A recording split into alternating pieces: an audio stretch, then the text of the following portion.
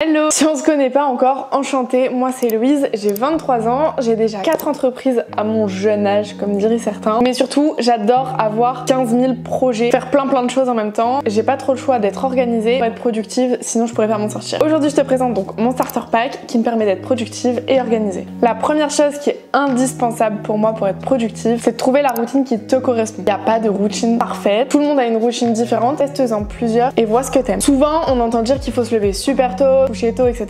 Mais si toi ton rythme c'est de te coucher tard et de te lever tard, c'est ok aussi, tant que c'est le rythme qui te correspond à toi. Mais que tu sois team du matin ou team du soir, crée-toi un rituel. Tous les matins et tous les soirs, refais la même routine. Ça va te conditionner à avoir une journée productive et une fois que tu as terminé ta journée, faire ta routine du soir, ça va te conditionner à aller te coucher et couper complètement du travail. Autre chose qui répercute énormément ma productivité, c'est d'avoir un espace de travail qui te donne envie de travailler. Actuellement, si tu as suivi sur mes réseaux, je suis en plein déménagement, donc j'ai pas encore mon bureau, mais ça ne serait tardé dans les prochains jours et au plus tard les prochaines semaines. D'ailleurs, est-ce que ça vous dit que je vous fasse une vidéo aménagement de mon bureau? Ça pourrait être cool. Mais du coup, fais-toi un petit espace. Si t'as de la place pour te faire un bureau, ça c'est le luxe, c'est génial. Sinon, crée-toi un espace où tu vas avoir envie de te poser pour travailler. Ça peut être autant en te mettant un pot avec tes feutres préférés. Moi, typiquement, je sais que pour mon espace de travail, il me faut ma Google Home pour mettre mes musiques et mon double écran. Je peux plus travailler sans mon double écran. S'il y a bien une chose sans laquelle je ne suis pas organisée, mon agenda. Pour ceux qui me suivent depuis un moment, vous savez que pendant 3 ans, avec mon ancienne boutique Eziol, j'avais créé un agenda qui était le mix entre agenda et bullet journal. Ça a été un best-seller, on en a vendu des milliers et des milliers. Mais Eziol étant fermé, j'ai pas pu refaire un format cette année. Donc j'ai fait un format numérique que moi j'utilise personnellement tous les jours directement sur mon iPad. Après, trouve l'agenda qui te correspond. Si celui-là au format numérique te va, tu peux l'utiliser via un iPad, via un ordinateur, sur ton téléphone ou même tu peux te l'imprimer. Juste nous, pour des questions logistiques, on n'avait pas pu l'imprimer cette année. Et si tu veux le commander pour te l'imprimer via un imprimeur, fonce, tu fais ce que tu veux. Après, des agendas, il y en a plein, il suffit juste de trouver celui qui te correspond et qui va te donner envie de vraiment l'utiliser et t'organiser. Avec cet agenda, il y a quelque chose qui est primordial pour moi, c'est d'avoir mon code couleur entre les choses qui vont être pour ma vie perso et ma vie pro. Comme ça me permet d'avoir un œil directement sur ce que j'ai à faire quand je suis sur mon temps de travail et quand je suis sur mon temps perso. Et aussi, j'ai un top 3 des choses qui doivent absolument être faites dans la journée. Au moins, je sais que ça, c'est pas négociable, ça doit être fait. S'il y a des choses à repousser, c'est pas ça, ce sera les autres. Et la vision avec les heures, comme ça, si j'ai des rendez-vous, des courses à faire, je peux les caler sur la journée et ça me permet d'avoir une vue globale chaque jour de ce que j'ai à faire entre mes rendez-vous et ma to-do list perso, pro et les urgences à gérer. Dans le même esprit que l'agenda, j'utilise énormément Notion. Ça me permet de gérer beaucoup de choses et de libérer mon cerveau de tout ce à quoi je pense. Donc pour tout ce qui est gestion de projet, soit pour mes projets pro ou perso, je mets tout sur mon espace Notion. Ça aussi d'ailleurs, je vous l'ai mis à la vente si jamais ça vous intéresse. Je vous mets le lien dans la bio. En gros, c'est mon espace Notion, je vous l'ai mis à dispo parce que je sais que c'est compliqué de créer son propre espace quand on connaît pas bien Notion. Au moins là, vous avez la base. Ça me permet du coup d'avoir la gestion des to-do list où je peux les décomposer dans une tâche, je peux en mettre plusieurs, etc.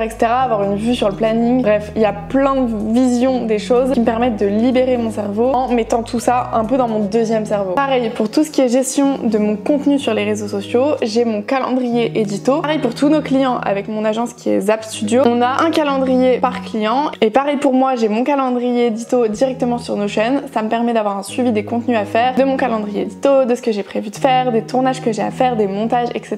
et d'avoir complètement un suivi de projet. Ça pareil, je vous l'ai mis à dispo parce que je sais qu'il y en a beaucoup qui veulent se lancer sur les réseaux. Quand on est organisé, c'est beaucoup plus simple. Quelque chose qui peut paraître un peu bateau, mais c'est bien utiliser ton téléphone. Typiquement, j'ai désactivé un maximum de notifications. Tout ce qui n'était pas essentiel ou urgent, on enlève, pas besoin. Et si jamais il y a des choses que je veux avoir mais je veux pas être embêtée dans la journée, je les mets dans mon résumé programmé de mon téléphone. Et ça, je vous jure que c'est génial. Pareil, dès que je veux me focus sur une tâche, mon téléphone je le passe en mode ne pas déranger. Il peut se passer n'importe quoi, vous allez pas m'embêter. Là typiquement, je suis en train de tourner, je veux pas être dérangée avec des notifications ou autres qui vont me freiner dans mon tournage ou alors qui vont me distraire, donc je vais me perdre dans ce que je suis en train de vous raconter. Du coup, le mode ne pas déranger est activé et je le désactiverai quand j'aurai terminé. Et la dernière chose qui m'aide réellement à booster ma productivité, c'est mon casque anti-bruit. C'est un casque de musique simple, c'est pas le plus beau, je vous l'accorde. Il y a un mode réduction de bruit. De base, je détestais le mode réduction de bruit, maintenant je peux plus m'en passer. Même quand je suis seule, quand je veux me mettre dans ma bulle, par exemple pour rédiger ou pour faire du montage ou quoi que ce soit, je mets mon casque et je me mets dans une bulle totale. Plus rien ne m'arrête, les notifications de mon téléphone, je les entends même plus. Alors ça, plus le mode ne pas déranger, rien ne peut m'arrêter. Voilà, c'était mes petites astuces pour être la plus productive possible. J'en découvre au fur et à mesure du temps aussi. N'hésiterez pas à vous les partager si j'en découvre d'autres. N'hésitez pas vous à me dire dans les commentaires ce que vous faites pour être le plus productif possible. possible pour être organisé et ne rien louper. En tout cas, si vous cherchez tout ce qui est papeterie